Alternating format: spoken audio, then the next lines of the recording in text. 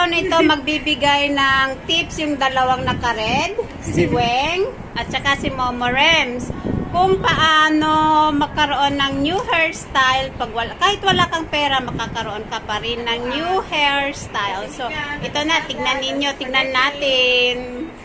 Ayan. Ready na po kami. Ito na, magpuputol kami without scissor. We are using kutsilyo, knife. Okay. Ito na. Hanggang saan ba?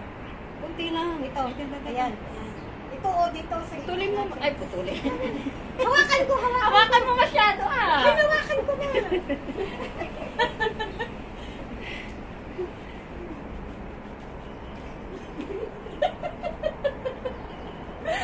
Guys! Wow! Guys! Oh, see? Wow! Ang ganda!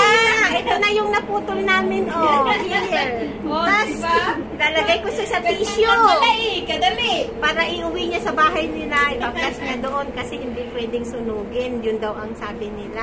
Ayan. Bakit daw? Ayan. Bakit namin sunugin? Papangit yung buhok mo. Kasi, yan. Okay na. Nakita mo ba? Tumingin ka na sa likod. Titignan.